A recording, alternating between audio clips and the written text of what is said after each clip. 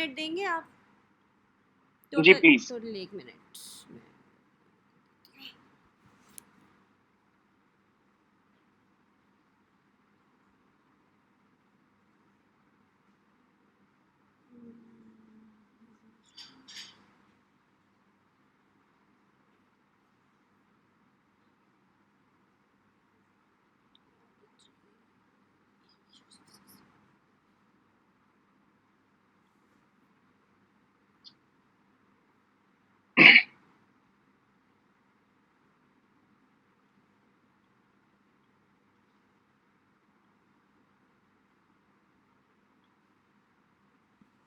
अच्छा,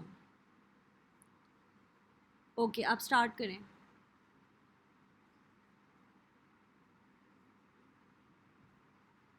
बस slide number 73 पे आ जाएं आप डायरेक्टली। ओके,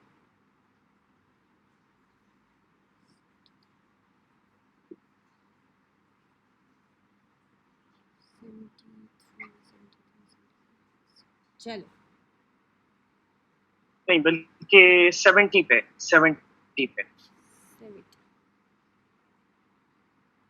ये डिफरेंस मेजर्स हैं।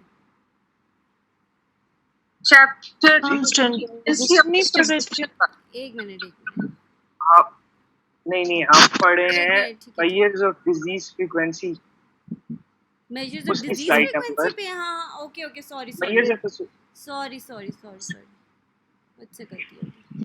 वो मैं मेजर एसोसिएशन पे चली गई। ठीक है, आप स्टार्ट करें, मैं बस अभी स्टार्ट कर रही हूँ उसको। जी मैं कर रहा हूँ। तो हमने मोर्टालिटी जब हमने देखी थी, तो मोर्टालिटी को हमने डिफाइन किया था कि it is death due to any phenomena, और इसमें हमने तीन तरह की देखी थी। क्रूड देखे थे रेट्स, स्पेशल रेट्स देखे थे या स्पेसिफिक रेट्स होते हैं, और एक होते हैं स्टैंडर्डाइज रेट्स। और क्रूड रेट हमने देखा था कि इसमें जो डिनोमिनेटर होता है हमारा मिड ईयर पॉपुलेशन होती है, ठीक है, और ये हमारा ग्रॉस इंफॉर्मेशन देता है हमें अबाउट जो मोर्टालिटी के रेट, मोर्टालिटी की जो एक क्या कहना चाहिए टर्मिनोलॉजी, कि कितनी मोर्टालिटी है किसी कन्फाइंड पॉपुलेशन में। उसके बाद फिर हमने स्पेसिफिक रेट्स देखे जिसमें हमारे पास एज स्पेसिफिक था, फिर कॉस्ट स्पेसिफिक था, फिर एज कॉस्ट स्पेसिफिक था, फिर हमारे पास और दो एक बहुत स्पेशल किस्म के थे जो मैंने आपको कहा था कि ये बाकी सारे तो आसान हैं, दीज आर ऑल लाइक, इनके formulas they are one and this like one another, लेकिन जो ये बाकी दो हैं ये थोड़े से डिफरेंट है, जिसमें हमने फैटालिटी पढ़ा, केस फैटालिटी, और प्रोपोर्शनेट मोर्टालिटी पढ़ा। और हमने ये सारी चीजें हमने पढ़ के फिर हमने स्टैंडर्डाइजेशन को हमने छोड़ दिया था, और मैंने ये कहा था कि स्टैंडर्डाइजेशन जो है वो आप खुद पढ़ लीजिएगा। अब स्टैंडर्डाइजेशन हम क्यों करते हैं, क्या रीजन है? हमें स्टैंडर्डाइजेशन बेसिकली जब भी हम मोर्टालिटी को दो रीजन्स में या दो पॉपुलेशंस में मोर्टालिटी पढ़ रहे होते हैं, और हमने कंपैरिजन करना होता है, तो हम क्रूड रेट्स को कंपेयर नहीं कर सकते, क्योंकि जो रॉ डाटा होता है वो हमें क्रूड रेट्स देता है, और क्रूड रेट्स में बहुत से कंफाउंडर्स होते हैं जो कि हमारे एक्चुअल इमेज को पोर्ट्रे नहीं होने देते। फॉर एग्जाम्पल, इसकी एग्जाम्पल मैं ऐसे पोर्ट्रे करूंगा कि अगर किसी पॉपुलेशन में कार्डिक डिसऑर्डर्स, हार्ट डिसऑर्डर्स जो हैं उनकी वजह से डेथ रेशियो बहुत ज्यादा है, और एक में नहीं कम है ड्यू टू एनी रीजन, ठीक है, तो जो हमारे क्रूड रेट्स होंगे उनमें क्या आएगा कि जी उस पॉपुलेशन में, जिस पॉपुलेशन में कार्डिक इशू की वजह से डेथ रेट ज्यादा है, उसका एज ए होल जो क्रूड रेट है वो बहुत ज्यादा आएगा। जबकि अगर उसका हम स्टैंडर्डाइज रेट देखेंगे तो वो बिल्कुल उस डिफरेंट होगा। वो क्यों डिफरेंट होगा? क्योंकि इसमें एक बहुत बड़ा कंपाउंडर छुपा हुआ है कार्डिक एनोमलीज में या कार्डिक इश्यूज में, वो है एज का। आपको पता है कि ये मोस्टली जो कार्डिक इश्यूज हैं ये ओल्ड एज में होते हैं, मोर देन 90% कार्डिक जो एमआईज हैं या हाइपरटेंशन है, ये 40 प्लस में जाके लोगों को होती हैं या 50 प्लस में जाके लोगों को होती हैं। तो हमारे जो डेथ रेट है वो क्रूड डेथ रेट वो हमें प्रॉपर इंफॉर्मेशन नहीं देता, ठीक है। वो इसी डेथ रेट को बच्चों पे भी अप्लाई कर रहा होता है, हालांकि ऐसा नहीं है। बच्चों में तो कार्डिक इश्यूज की वजह से डेथ बहुत कम है as compare to the old age. तो हम क्या करते हैं, हम ये जो कंफाउंडर्स आ जाते हैं इनको दूर करने के लिए इन क्रूड रेट्स को हमने एक स्पेशल कैटेगरी में शिफ्ट किया, स्टैंडर्डाइज्ड रेट में। और हमने ये क्यों बनाए, ताकि हम मोर्टालिटी को कंपेयर कर सकें इन डिफरेंट पॉपुलेशंस, या जहां पे भी कंपैरिजन रिक्वायर्ड हो हम वहां पे कंपैरिजन कर सके मोर्टालिटी का। अब हम मोर्टालिटी का कंपैरिजन क्यों करते हैं, जब हम सर्वेस कर रहे होते हैं, ठीक है, हम तब मोर्टालिटी का कंपैरिजन करते हैं कि जी एक ही फॉर एग्जांपल एक ही प्रोविंस के लाहौर सिटी में डेथ रेशियो क्या है और साथ गुजरांवाला में डेथ रेशियो क्या है, ठीक है। तो हम क्या करते हैं कि हम एज स्पेसिफिक रेशियो में जब हम स्टैंडर्डाइज रेट्स देखते हैं तो हमें बेहतर आइडिया होता है कि जो है एक्चुअल ऑन ग्राउंड रियलिटी क्या है। जबकि क्रूड रेट में एज, सेक्स, जेंडर और ऐसी चीजें जो हैं वो काउंट नहीं की जाती, जिसकी वजह से जो रिजल्ट्स हैं वो बहुत ज्यादा वेरी कर जाते हैं, ठीक है। अब हमारे पास स्टैंडर्डाइजेशन के दो तरीके बताए हुए हैं उन्होंने, एक होती है डायरेक्ट स्टैंडर्डाइजेशन और एक होती है इनडायरेक्ट स्टैंडर्डाइजेशन, ठीक है। मैं ज्यादा टाइम नहीं लूंगा, जो पढ़ने वाली चीजें हैं ना वो आप पढ़ लीजिएगा, मैं आपको डायरेक्ट उसकी कैलकुलेशंस पे लेके चलूंगा, क्योंकि ये जो चीजें हैं ये सिर्फ ये बताई हुई है कि हम डायरेक्ट एज स्टैंडर्डाइजेशन क्यों बेसिकली क्यों कर रहे हैं, क्योंकि हमने एज की वजह से जो कंफाउंडिंग इफेक्ट आया है पॉपुलेशंस में हमने उसको खत्म करना है। और उसमें हम एक स्टैंडर्ड पॉपुलेशन रखते हैं जो कि हाइपोथेटिकल पॉपुलेशन होती है, और एक हमारी एक्चुअल पॉपुलेशन होती है जो कि हम जिसमें हम अपनी स्टडी कंडक्ट कर रहे होते हैं, जिसमें हमें मोर्टेलिटी रेट्स पता होते हैं, ठीक है। और इन दोनों के कंपैरिजन करके हम एक्चुअल ऑन ग्राउंड रियलिटी देखते हैं कि मोर्टेलिटी रेट्स क्या है। आप आ जाएं स्लाइड नंबर 73 पे।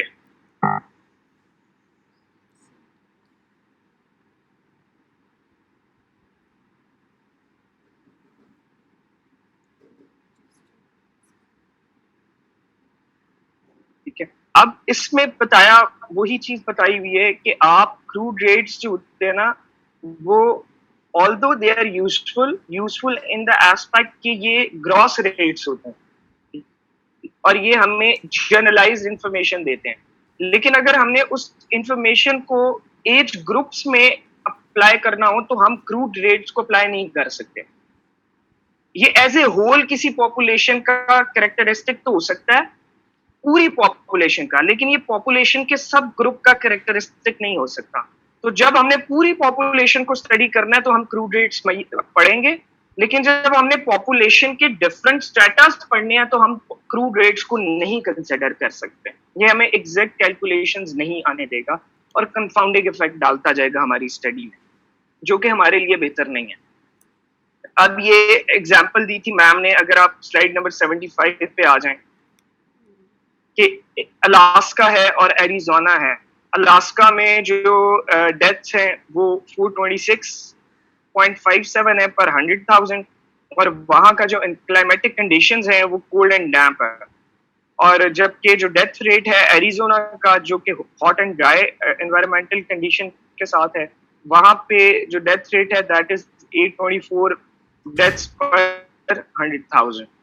तो ये थे क्रूड रेट्स जो कि उन्होंने देखे। अब ये हमें क्या इंफॉर्मेशन दे रहा है कि जो एरिजोना है जो कि हॉट एंड ड्राई है that is not a good weather, वहां पे जाके लोगों को नहीं रहना चाहिए क्योंकि वहां पे लोग ज्यादा मरते हैं। हमें ज्यादा रहना चाहिए अलास्का में जो कि कोल्ड एंड डैम्प एनवायरनमेंट वाली जगह है। ये क्रूड रेट की बेसिस पे हमने इन्फेरेंस निकाली। अब हम इस इन्फेरेंस को आगे टेस्ट करते हैं, आया जो हमारे स्टैंडर्डाइज्ड रेट्स निकलेंगे क्या वो भी यही बात कहते हैं जो हमारे क्रूड रेट्स कहते हैं। तो हम इसको आगे जाके पढ़ते हैं। अब आ जाए आप डायग्राम नंबर 78 पे। कि अब आप इसमें देखें कि पॉपुलेशन डिवीजन की हुई है उन्होंने। पॉपुलेशन के लेस देन 20 में अलास्का में ज्यादा लोग हैं, 20 to 54 में अलास्का में ज्यादा लोग हैं, एरिजोना में कम है, लेकिन मोर देन 55 का जो एज ग्रुप है उसमें मेजॉरिटी लोग एरिजोना में है। अब मुझे बताएं ज्यादा डेथ्स किन एज ग्रुप में होंगी? Majority deaths old age group की होती है ना। तो जब एक रीजन का की मेजॉरिटी पॉपुलेशन में जो है वो बूढ़े लोग हैं ही बहुत ज्यादा, तो दैट मीन्स कि वहां पे बूढ़े लोगों वाले जो स्ट्रेटा है उसके जो कंट्रीब्यूशन है टुवर्ड्स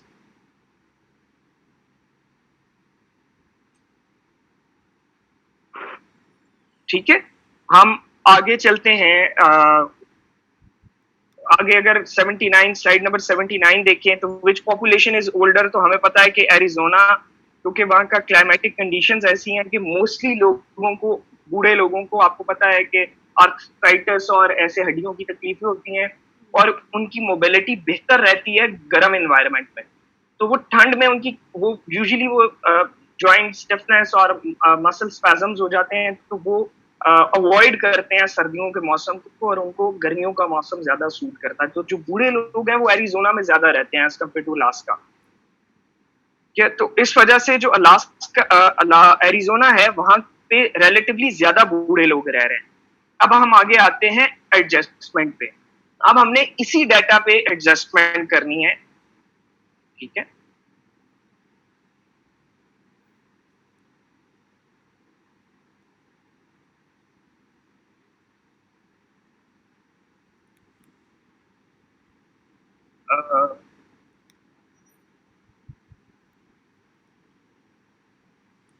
अच्छा, अब एग्जांपल मैम ने दी थी एक, आ जाए स्लाइड नंबर 83 पे। जी बिल्कुल। ये मैम ने एक हाइपोथेटिकल एग्जांपल दी थी डायरेक्ट एज एडजस्टमेंट की, कि दो डिफरेंट टाइम ड्यूरेशंस हैं, पॉपुलेशन सेम है, उसके नंबर ऑफ इंडिविजुअल्स भी सेम है, यानी पॉपुलेशन का जो साइज है वो सेम है। उसमें ड्यूरिंग द अर्ली पीरियड जो डेथ रेट था it was 96 and during the later period death rate was 126। ये दोनों क्रूड डेथ रेट्स हैं, ठीक है। अब इस इंफॉर्मेशन को अगर हम इस बेसिस पे इंफरेंस निकालें, अर्ली पीरियड में नंबर ऑफ डेथ्स 862 थी, जबकि लेटर पीरियड में 1130 थी, तो हम इसकी बेसिस पे अगर इंफरेंस निकालें तो हमें ये लगेगा कि जो लेटर पीरियड है ये वर्स्ट फेज है रहने के लिए। यहाँ पे ऐसी चेंजेस आ गई हैं कि लोग ज्यादा मरना शुरू हो गए हैं, तो this is not a good phase. और अर्ली पीरियड बहुत अच्छा पीरियड था, हालांकि ऐसा नहीं है, early period was worse. Later period बेहतर इसलिए है क्योंकि हमारे पास टेक्नोलॉजिकल एडवांसेस आ गई। ये तो खैर हम पढ़े लिखे लोग हैं, लेकिन आप किसी लेमैन को देंगे तो वो इस डाटा को देख के आपको यही बताएगा कि लेटर पीरियड जो है वो एक वर्स पीरियड है रहने के लिए। हम पब्लिक हेल्थ एक्सपर्ट क्या करते हैं कि हम इस पे टेस्ट रन करते हैं, हम इसकी स्टैंडर्डाइजेशन करते हैं। इससे अगली स्लाइड पे आ जाए। तो जब भी एज स्टैंडर्डाइजेशन होंगी उसमें 6 चीजें हमें दी गई होंगी, ठीक है, आप हमेशा याद रखिएगा, ठीक है। 6 थिंग्स और 3 स्टेप्स, ये मैंने ऐसे करके इसको याद किया है।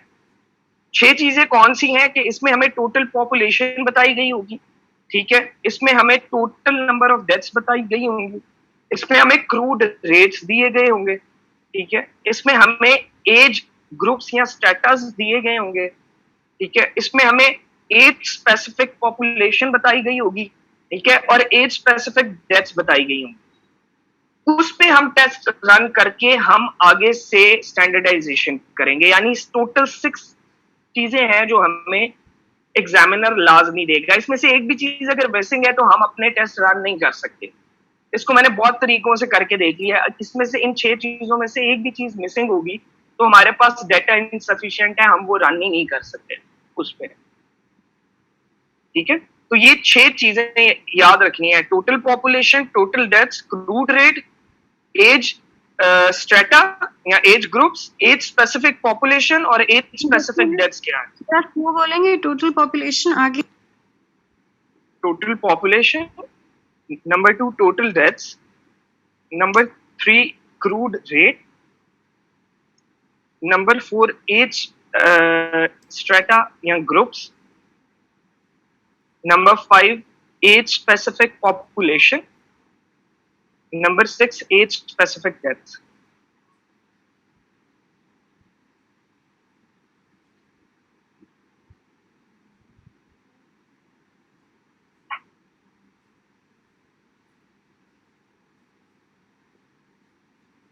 ये टोटल हो गई 6 चीजें।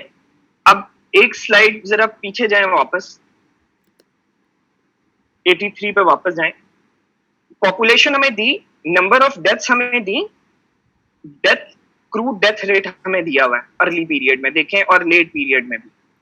नीचे आ जाएं, एज ग्रुप्स हमें गिवन होंगे, एज स्पेसिफिक जो है पॉपुलेशन के नीचे पीपीआई के नीचे एज स्पेसिफिक जो पॉपुलेशन है वो हमें गिवन होंगी, और एज स्पेसिफिक डेथ्स हमें गिवन होंगी। हम इस पे स्टेप नंबर 1 क्या करेंगे कि हम age specific death rate find out करेंगे, ठीक है। अब उसने एज ग्रुप 30 to 49 की पॉपुलेशन थी 500,000, उसके नंबर ऑफ डेथ्स थी 60, ठीक है।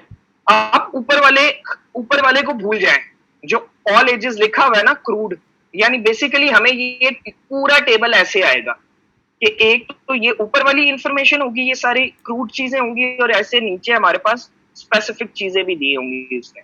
आप फर्स्ट लाइन को भूल जाएं, इसका जो फर्स्ट कॉलम है, कॉलम ही होगा ना, फिर रो, इसको बिल्कुल भूल जाएं, आपकी रो होगी, सॉरी, जो फर्स्ट रो है इसको भूल जाएं आप। 30 to 49 की जो पॉपुलेशन थी, out of 900 total 900,000, that was 500,000, ठीक है, 5 लाख की। उसमें नंबर ऑफ डेथ्स जो थी वो 60 थी। इसकी बेसिस पे आपने क्या किया कि आपने death rate per 100,000 find out किया, that was 60 divided by 500,000 into 100,000, it came out to be 12। इसी तरह 50 to 69 की 300,000 थी, उसको आपने फॉर्मूला में डाला, 396 डिवाइडेड बाय 300,000 मल्टीप्लाई बाय 100,000, तो आपको 132 निकला। इसी तरह 406 डिवाइडेड बाय 100,000 into 100,000 406। ये आपकी death age specific death rates निकल आया आपके अर्ली पीरियड के भी और लेटर पीरियड के भी, ठीक है। अब आप नेक्स्ट स्लाइड पे आ जाएं।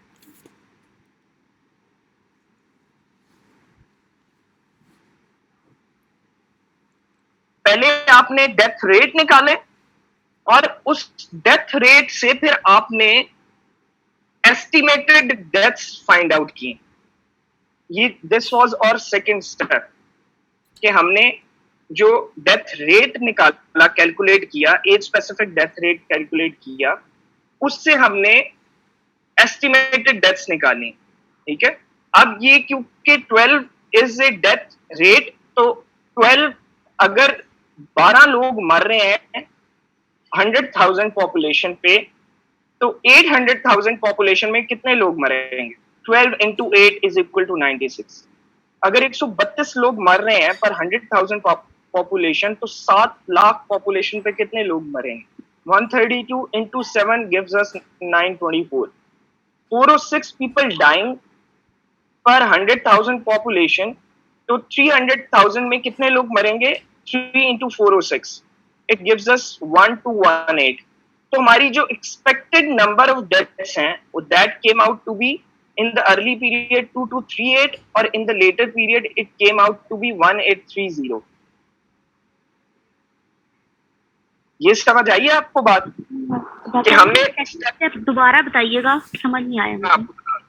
हमने पहले स्टेप में एज स्पेसिफिक, क्योंकि हमें एज स्पेसिफिक डेथ्स दी गई थी, एज स्पेसिफिक पॉपुलेशंस दी गई थी, उन दो चीजों को हमने इस्तेमाल किया, और उन दो चीजों से और प्लस स्टेटस बने हुए थे हमारे पास। हमने उन दोनों चीजों को इस्तेमाल करते हुए हमने एज स्पेसिफिक डेथ रेट निकाले, ठीक है। ये दैट वाज आवर स्टेप 1। अब इन डेथ रेट्स को हमने यूज किया टू फाइंड आउट एस्टिमेटेड कि अगर हमारे पास 800,000 पॉपुलेशन है और हमारे पास डेथ रेट है 12 का, तो हमारे पास कितनी एक्सपेक्टेड नंबर ऑफ डेथ्स होनी चाहिए. ठीक है. It came out to be 2238. मतलब हमने अगर 12 फाइंड आउट किया था तो 800,000 की पॉपुलेशन थी हमारे पास.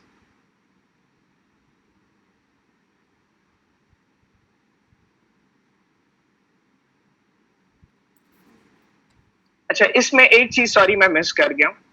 आप किसी ने सवाल भी मुझसे नहीं किया कि मैंने 800,000 के साथ पॉपुलेशन मतलब 800,000 के साथ क्यों मैंने मल्टीप्लाई किया. हाँ, क्योंकि स्टैंडर्ड पॉपुलेशन. एग्जैक्टली हमने स्टैंडर्ड पॉपुलेशन लेनी है, हमने दोनों की पॉपुलेशन को कंबाइन कर लेना है. ठीक है. तो टोटल पॉपुलेशन अगर हम पिछले टेबल पे जाएं तो 500,000 प्लस 300,000 गिव्स अस 800,000. 50 to 69 में 300,000 प्लस 400,000 गिव अस 700,000 और 70 प्लस पे 100,000 200,000 गिव्स अस 300,000.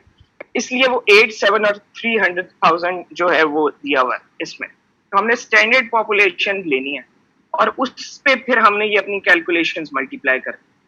अब हमारे पास आगे पे मल्टीप्लायर भी वो अपना कुछ इशू मल्टीप्लायर वाला भी कुछ था कि उसको भी चेंज करना है, क्योंकि कुछ में 100 से मल्टीप्लाई किया हुआ था, कुछ में 1000 से. नहीं, ऐसा कुछ नहीं है. हर चीज फॉर्मूलाज के अकॉर्डिंगली जस्टिफाई हो रही है. सिर्फ ये है कि मैं ये चीज मिस कर गया था कि मैंने आपको स्टैंडर्ड पॉपुलेशन का नहीं बताया था. तो हम फिर स्टैंडर्ड पॉपुलेशन पे पहले हमने एज स्पेसिफिक पॉपुलेशन पे से हमने जो है एज स्पेसिफिक डेथ रेट निकाला, फिर हमने उसको अप्लाई किया स्टैंडर्ड पॉपुलेशन पे और हमने एस्टिमेटेड डेथ्स फाइंड आउट की. This was our step number 2. ठीक है. एस्टिमेटेड डेथ्स निकालने के बाद हमने उसको एज एडजस्टेड रेट्स निकाले. ठीक है. हमने 2238 डिवाइडेड बाय टोटल यानी 1800,000 पॉपुलेशन मल्टीप्लाई बाय मल्टीप्लायर, इसी तरह 1830 divided by 1800,000 multiply by multiplier, it gives us 101.7 और अर्लियर में इट गिव अस 124.3. सो अब इस एडजस्टमेंट के थ्रू हमें पता लगा कि जो अर्ली पीरियड था उसमें तो एक्चुअल डेथ रेशियो ज्यादा थी, दैट ज्यादा हो रही थी as compare to the later period. तो ये हमने एज एडजस्टमेंट कर दी है. इसमें किसी को कोई कंफ्यूजन है तो बताएं. इसको 3 स्टेप्स में डिवाइड करके पढ़ना है हमने.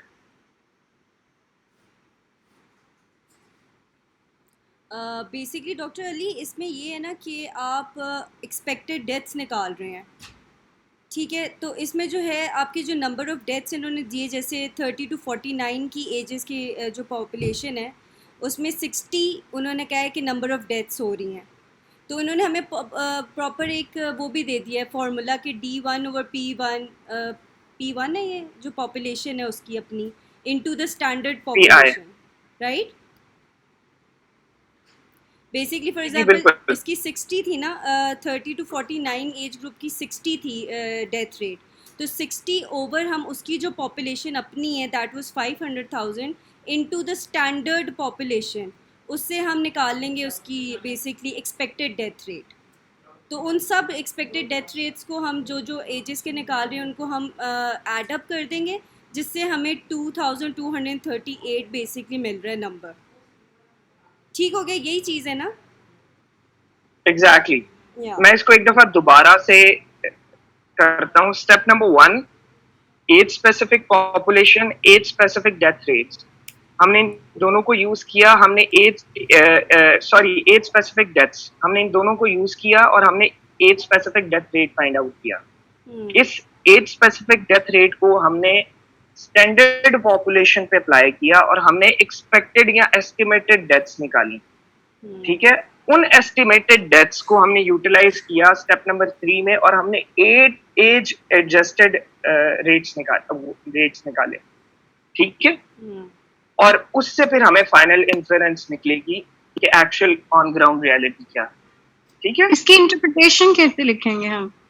इसकी इंटरप्रिटेशन ये लिखेंगे कि during the later period age adjusted rates were lower as compare to the early period. वो ब्रैकेट्स में बेशक आप लिख दें कि during the early period it was the age adjusted rates came out to be 101.7 while in the later period in the earlier period it came out to be 124.3.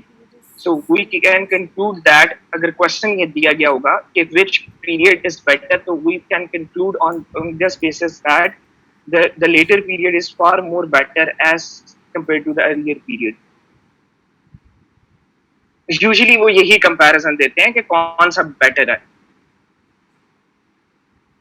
Yeah, exactly. ठीक है, तो ये अब आपको 3 स्टेप्स आने चाहिए. Step number 1 में आपकी age specific population, age specific deaths दी गई होंगी, उनसे आपने एज स्पेसिफिक डेथ रेट निकाल लिया, उनको आपने यूज किया स्टेप नंबर 2 में, और आपने स्टैंडर्ड पॉपुलेशन पे अप्लाई किया और एस्टिमेटेड या एक्सपेक्टेड डेथ्स निकाली, उनको आपने एड अप करके यूटिलाइज किया और आपने एज एडजस्टेड रेट्स निकाल ली. ठीक है, और हर स्टेप का अपना फॉर्मूला है और 3 फॉर्मूलाज ही गिवन है यहाँ पे जो कि हमने यूटिलाइज करना है. लेकिन मैंने इसको ये क्योंकि बड़ा कॉम्प्लेक्स हो जाता है, इसको सिंपली 3 स्टेप्स में ब्रेक डाउन कर दिया. इसमें किसी को कोई कंफ्यूजन है तो बताएं.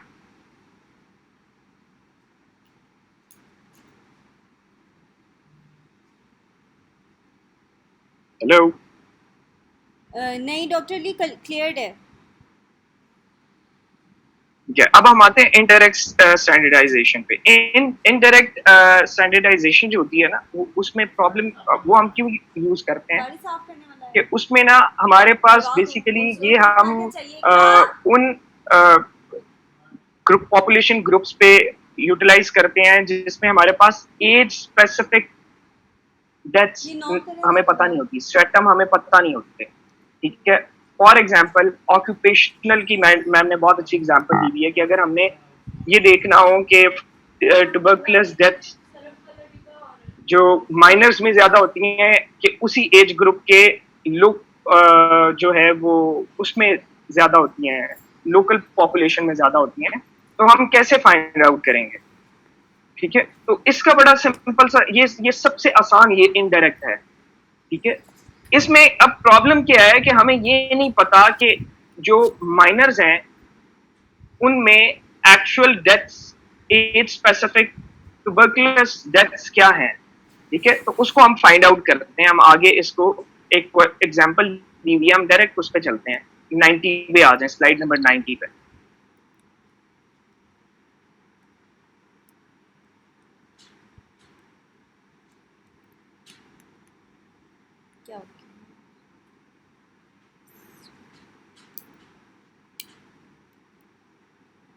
अब सबसे पहला कॉलम देखें, इसमें आपके एज स्टेटस बताए हुए हैं, एस्टिमेटेड पॉपुलेशन बताई हुई है हर एज स्टेटा की. ठीक है, माइनर्स की, ये क्योंकि हम हमारा जो पॉइंट ऑफ इंटरेस्ट है, हमारी जो पॉपुलेशन ऑफ इंटरेस्ट है, that is the coal miners. तो ये कितने coal miners 20 to 24 years group में फॉल करते हैं, ये सारी वो एज पॉपुलेशन बताई हुई. नेक्स्ट कॉलम में उन्होंने ये बताया हुआ है कि जो टीबी की वजह से इस age specific age group death rate क्या है जनरल पॉपुलेशन का, not in miners, general population का डेथ रेट क्या है. ठीक है, ऊपर देखें, death rate per 100,000 for tuberculosis in males in the general population, not in miners. हम क्या करेंगे, अब ये इंफॉर्मेशन हमें गिवन होगी. ठीक है, प्लस हमें कॉलम नंबर 4 गिवन होगा. हमने पहली और दूसरे कॉलम की जो इंफॉर्मेशन है, इससे हमने थर्ड कॉलम बनाना है. हम क्या करेंगे कि हम जनरल पॉपुलेशन का रेट जो है वो माइनर्स पे अप्लाई कर देंगे ईच एज ग्रुप का, यानी 12.26 मल्टीप्लाई बाय, अगर फॉर एग्जांपल 12.26 डेथ्स हो रही हैं पर 100,000 जनरल पॉपुलेशन की, तो 74 598 कोल माइनर्स में भी हम यही डेथ रेट अप्लाई करेंगे, तो दैट मीन्स के 74,598 जो माइनर्स हैं उनमें कितनी डेथ होंगी अगर death rate is 12.26, so it comes out to be 9.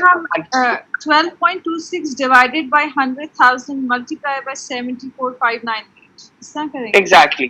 Ji exactly. So it comes out to be 9.14. ठीक है? इसी तरह ये 16.12 है, इसको हम मल्टीप्लाई करेंगे अपने एज ग्रुप की पॉपुलेशन के साथ जो हमारी पॉइंट ऑफ स्टडी है।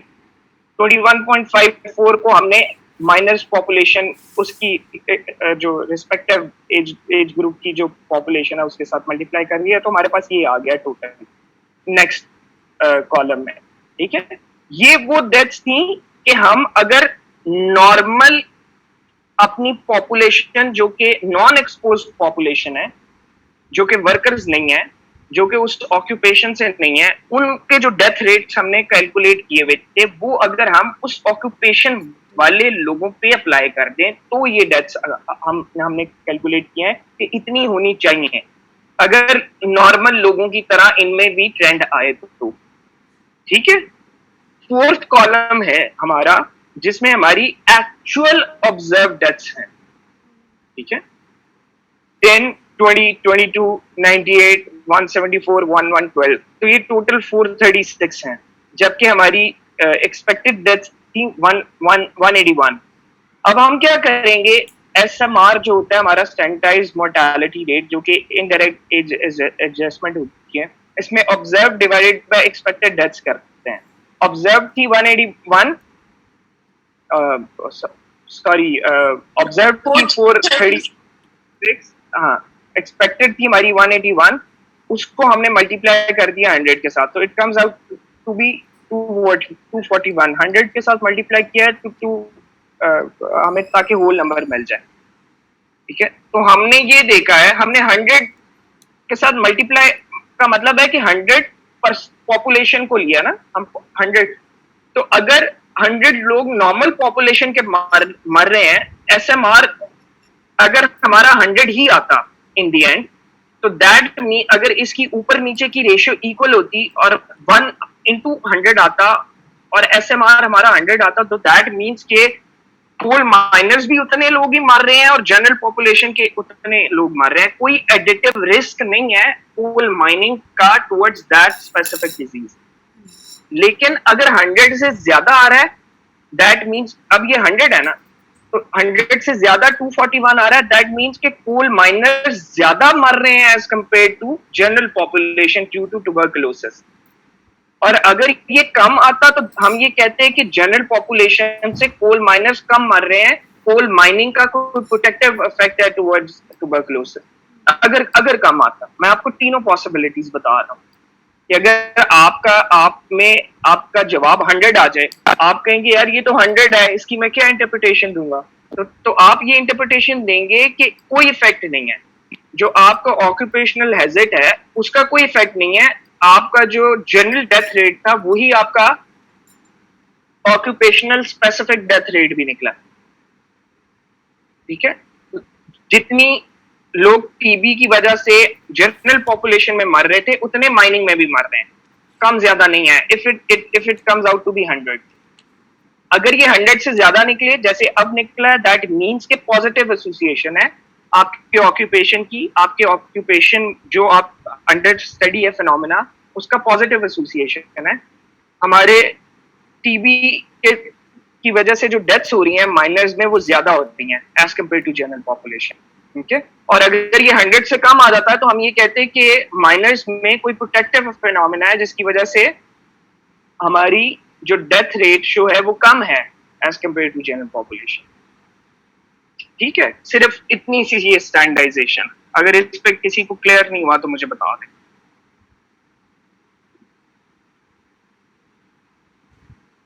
तो इसके यूजुअली 2 स्टेप्स ही बनते हैं। ठीक है, इसको मैंने 2 स्टेप्स की फॉर्म में याद किया है कि आपने जनरल पॉपुलेशन के रेट अप्लाई करने आपकी टारगेट स्टडी पे, टारगेट पॉपुलेशन पे अप्लाई करके आपने एक्सपेक्टेड जो है वो एक डेथ्स निकाल लेनी है।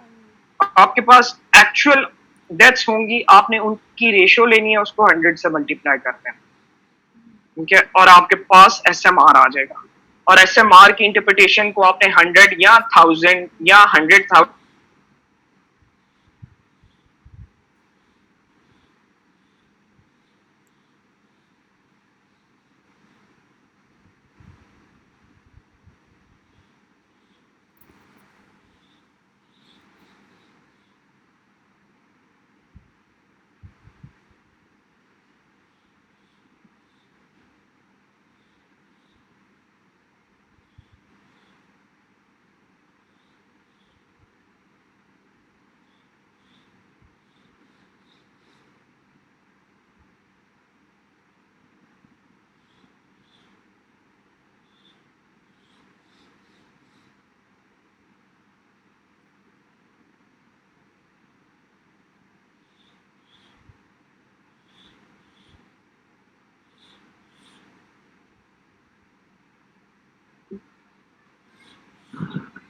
जी हेलो जी डॉक्टर अली। जी जी। नहीं, तो आई थिंक इसमें आप क्या करते हैं कि आप जनरल रेट्स को, जो आपकी नॉर्मल पॉपुलेशन में जो ट्रेंड चल रहा होता है, उसको आप अपनी अंडर स्टडी पॉपुलेशन पर अप्लाई करके एक्सपेक्टेड रेट्स निकालते हैं और एक्चुअल रेट्स के साथ उसका कंपैरिजन करके 100 से मल्टीप्लाई कर देते हैं या 1000 से मल्टीप्लाई कर देते हैं, और उस 1000 की बेसिस पे आप बताते हैं, और उस जो मल्टीप्लायर है उसकी बेसिस पे आपने अपनी इंटरप्रिटेशन देनी है। अगर उस मल्टीप्लायर से ज्यादा है तो आप कहेंगे कि पॉजिटिव है, उस मल्टीप्लायर से कम है तो आप कहेंगे प्रोटेक्टिव है, और उस मल्टीप्लायर के इक्वल है तो आप कहेंगे कि कोई फर्क नहीं पड़ता, ठीक है, उस ऑक्यूपेशन का या उस स्टडी का।